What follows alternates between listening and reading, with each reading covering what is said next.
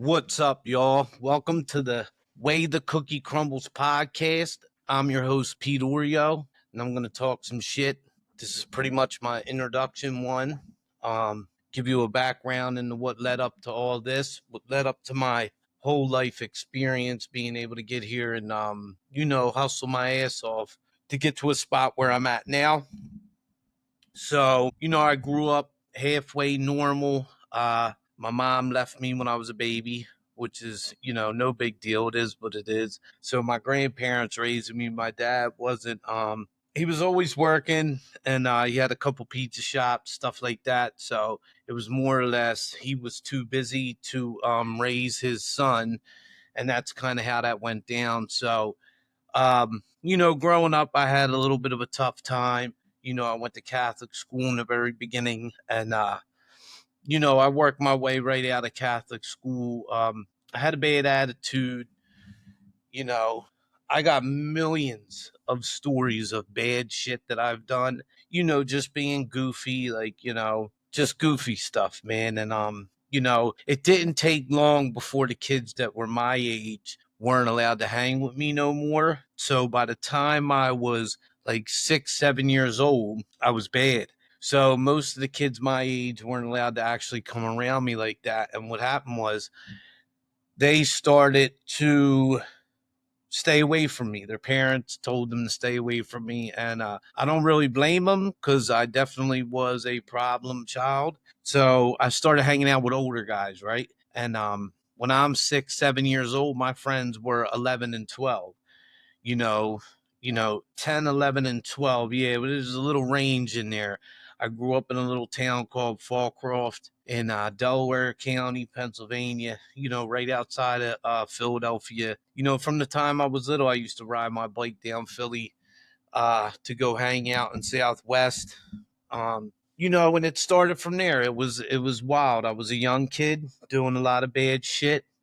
Um, by the time I turned around, I was 9, 10 years old. I was already involved in drinking and smoking marijuana, doing dumb shit like that. But here's the thing: when I'm 9, 10, these dudes are 14, 15, stuff like that. So it's kind of like I was ahead of my time doing certain things, you know.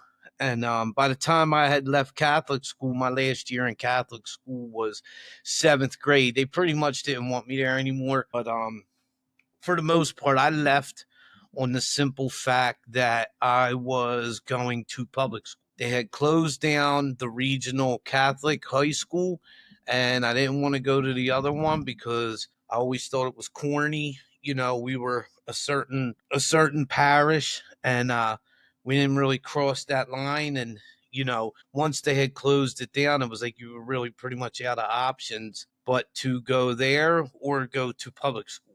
The biggest mistake that I believe my grandmother made was allowing me to go to public school. My first year in public school was in eighth grade. I went to, I don't know if it was the first year or the second year, but they had moved eighth grade over to the high school. Well, I already knew all the high schoolers. They were all my friends, and where I lived, the next town over was Darby Township. Then there was Collingdale, Sharon Hill. So I knew all the older people from all those neighborhoods because I had hung out with all the guys that were older than me in my neighborhood. A lot of people didn't like me. I had a very big mouth. Um, I fought a lot. I lost a lot. I won a few. Uh, but I was never afraid to fight. I mean, I get my ass kicked. I didn't care. And but like I said, by the time I got to eighth grade, I was already doing some wild shit. I was 10, 11 years old, going to North Philly to buy drugs in Kensington in the Badlands, and it's bad when you're that young and they know you there. When you walk through the neighborhood and they're like, yo, there's a little white boy. It's just it's messed up. So I started those tendencies real early. For me, I don't necessarily know about the rest of my friends or whatnot, but for me, it was very early. So fast forward to 15, 14, 15, I got hooked on heroin. I'd already went through a stage of doing PCP, smoking crack and weed together. Like it already went through all those stages. Man, I was doing that shit in ninth grade in the bathroom in high school. So it was already past that. And by the time I was 15, 14, 15, somewhere in that range, I had started doing heroin. And, it didn't start out. See, here's the thing that nobody tells you, and people don't seem to understand is like when you get involved in all that, it's not a thing where you're like, yo, I want to be this when I grow up, right? You never really expect to end up in the positions that you end up. So I didn't realize that me, messing around with this stuff had the potential to take me to another place that I didn't really want to go. So I ended up getting doing heroin, and it was a weekend thing, and then it got a little until I became a heroin addict. And 16 years old, I had got locked up, and I went away for a while, roughly 3 years, almost 3 years, because I came home and I was 18, and I didn't learn nothing because I was out there. I ran from placement a couple times, and then finally worked my way down to the step down to where they let you go home on the weekend. And for me, I would go home and I ended up getting high. They would revoke my passes. I had to do all this shit again just to get to go home and go get high again. And finally, I was over the age, so they had brought me back to court, and the judge was like, listen, I'm going to let you go because you're going to end up in the county prison in a matter of, 3 months. I ended up there sooner than that, but he let me out, and then I ended up there, and, I continued on for a long time doing the same stuff. So I was 20 years old when my grandma passed away, and that was my mom. She always looked out for me. She always loved me. She kept everybody from giving me that tough love that I really needed. And she passed away when I was 20, and I remember I went up and saw her, and I left there to go get high, and she passed away.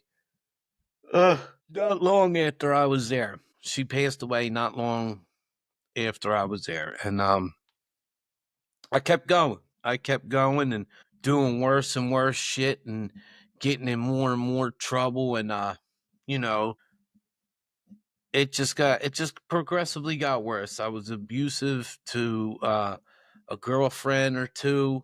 And I don't necessarily know, like, it wasn't just I just wanted to be abusive, but like if you ruined my high or you called me out on some shit, like now we got a problem. Um, so I went through a whole stage of like just being wild, being homeless. Once my grandma passed, my grandfather had had enough at time. But what he did do is he would let me back in, and then fast forward till I was 25, and I was back in the county jail again. I was fighting a couple cases, not even fighting them. I was just waiting to go to court because I didn't really fight any cases. I usually just took the plea because that's what they do down here. And I remember I called home, and I don't know why, but this time was different. Like it was just different. And I remember I called, and I heard my grandfather pick up the phone, and he heard, "Do you have a collect call from?" And it didn't even get all the way through the message before he hung up the phone. And I remember I put the phone down, and I cried. I really cried. Like I had this moment where it became clear to me that I had become everything that, for me, God didn't want me to become. I had become everything that my grandparents didn't want me to become. And so I went over to this drug and alcohol class that they make you take when you're a drug addict there in order to get out. And I went over there, and I cried to the teacher, right? And I had just had enough. And while I was there, I was still using. And when that happened, that was it for me. I stopped using there. I might not have been using what I wanted to use, but I used what I could get my hands on. And that was it. That was it for me. I had a cellie that I knew from the street that we were friends and get high guys together and all. And I remember I went back to my cell and I told him, I said, bro, I'm done. Like, I'm done. It's over. I can't do it no more. And his thing was, well, we're not doing X, Y, and Z. We're only doing this and we're doing this, but we're not doing that. And I'm like, yeah, that's because we can't get that. I'm like, in all honesty, when we leave here, we're going to go get it if we keep going. So, uh, that went on for like 6 months. He kept using, I didn't. And then, they had let him out. They let him out. And, they let me out 2 weeks later.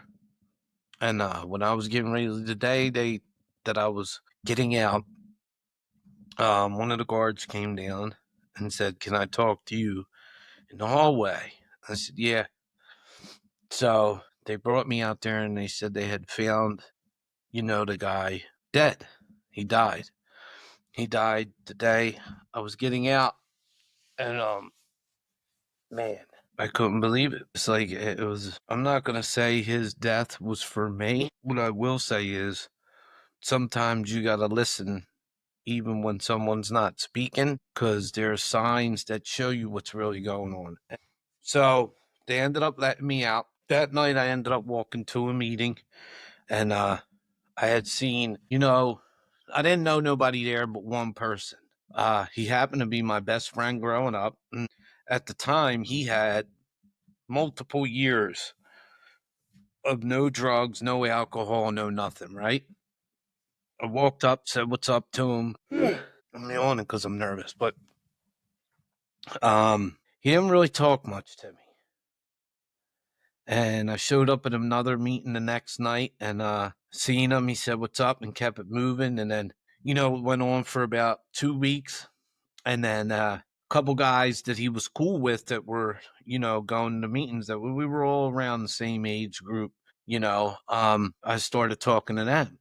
So then I started going to meetings with them and hanging out with them. And then he was hanging out. And then it was like, cool. So I found a way that was better than the way that I always thought I knew better. And that was for like 2 months, maybe 2.5 months. And then they got around to sentence me on one of the cases I had. And they were like, look, you got to go to the penitentiary for a while. And kind of sucked. It was what it was. Right before I left, my cousin came down from North Philly and gave me a bag. And I did it. And I remember I had time clean and I did it and I just knew. Now I gave back that 7, 8 months that I had, but I knew like it didn't feel good at all. Like it didn't feel right anymore. It didn't feel like I was me. Cause in those couple months that I had, I got to experience me without being all fucked up. You know what I mean? And seeing what's important to me. And even I was 25 years old, even at that, like I knew that I was destined to be better than I was. I wasn't meant to be a scumbag. I wasn't meant to rob people. I wasn't meant to be a piece of shit. Like I knew then, and I did that, man, and it made me feel so bad. So I reset my clean date, right? Because that's what happens. And I had like a couple days before I had to turn myself in, and I did. I drove. Had a woman friend of mine drive me out to the prison. We sat there for 2 hours waiting for him to come to the gate and get me, which was ridiculous. But I had turned myself in and had to go away for a couple years. And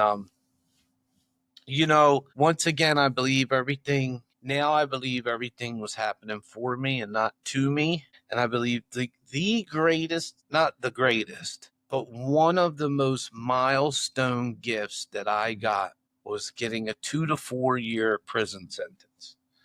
Not because I was using, I had already made up my mind. That's not why. I believe that I needed those 2 years away from everything and anything on the street that could distract me from my primary purpose, which was to stay clean and be faithful. like be a man of faith. And those 2 years that I was gone were the most influential 2 years I spent. And I was in a couple wild, like, it was wild. I went to SCI Forest, which was a level 4 prison. That was wild. I got into it at Camp Hill one time. I think I only been in one fight in jail or in prison, and that was there. And I got a story about that too, man. But those 2 years gave me something that I would have probably never gotten on the street. Uh, an intimate relationship with me, myself, and with God. It gave me a chance to really put all the excuses aside, put all the bullshit aside, put all the distractions aside. There wasn't a female, there was none of that. It was just me, myself, and God was with me. Now, I made friends in there. I made some really good friends, man. Some people that, were really like solid people. Some of them are no longer alive, which hurts my heart. Some of them are, some I still talk to. And, but I needed every bit of that. So I did the two. They let me out. I came home, and what had been three guys in my age group multiplied into like 15. There was like 15 of people in my age group. There was other people in my age group too, but it was 15 of us that were close. 10, 15. Like we all hung out. There was about 10 of us that all hung out all the time. Concerts, meetings, strip clubs. I don't recommend it, but we went. All that kind of stuff. Man, there was 10 of us, and it was solid, man. It was solid. It was a good time. I was 27 years old, and I was just happy to be alive. You know what I mean? And then I ended up meeting what's now my kid's mom, and she already had two. So I kind of like, I wouldn't say stepped in. I entered into a pre existing family, right? Because she didn't really need my help. It just so happened to be, you know, she had two kids already. So I ended up, with her and helping with the two kids. Well, in the midst of that, we ended up having a son ourselves. So my son's now 15. So this is a little while ago. You know, I had went on a hiatus from a program for a really long time, and you know, things happened. My oldest son, he's had his trials. She's had hers. I've had mine. Um, didn't pan out the way that I had wanted it to. Um, because I grew up with my grandparents, so I saw what it meant to mean till death do you part, right? But then there's just some extenuating circumstances that after a while it's just not good anymore. So, regardless of that, whatever. Um, we ended up not working out. But in the midst of all that, I ended up opening a business. We've been in business over 10 years now. We do phenomenal work. Um, I got phenomenal people around me. I've met hundreds of thousands of people over all these years. And I came back to the program because my old sponsor, who's not here anymore recently, um, which is a whole nother thing. Him and my grandfather passed away within like 6 days of each other. And it's like so tough to lose two father figures. I don't know. I'm not one to grieve. I'm not one to cry. I am very hard when it comes to stuff because hard wins, excuses lose. So I kind of just kept it moving and, do my thing. But I came back and, I enjoy being around people. I enjoy helping people. I enjoy going places and seeing things. It's been an amazing ride. I have I have life experiences. I can tell you how not to do a lot of shit. That's what I got. I got a lot of stuff that I can tell you don't do it that way. It ain't gonna work. I might not be able to tell you how to do it, but I'll definitely tell you how fucking not to do it. And I'm here to bring light to people that have, struggled and made it. Talk shit with certain people. I plan on having, not necessarily debates, but like open discussions. We're in a time where, it's tough to get in a relationship and stay in a relationship. There's just so many endless things to discuss and have an open topic meeting about, that I'm here to try and help and learn. I want to learn along the way. And, if I could teach somebody a few things, even if it's what not to do, so be it. But, we're going to make this thing happen. I'm going to keep going until it gets to where it needs to go. That's the kind of person I am. And, there's going to be times where we're fucking around, when I'll have 3, 4 dudes on here and we're just kicking the shit, or I got a couple women on here and, we're talking about what deficiencies we see in women and men, and, what's really wrong with the world, or, all that shit. And, honestly, if you don't like it, I don't care. You don't have to listen. I don't give a shit. Um, if you do, I appreciate you. Uh, and like I said, not everybody's gonna like me, or like the show, or like the people on it, or like, we live in a world where people don't like a lot of things anyway. It's fucking pretty annoying if you ask me. But I'm gonna do it anyway, because I feel like sometimes some things need to be heard. And remember the message, not the messenger, right? Because if you get caught up on, I don't want to hear it because he said it, you got to get the message, man. Fuck whose mouth it's coming out of.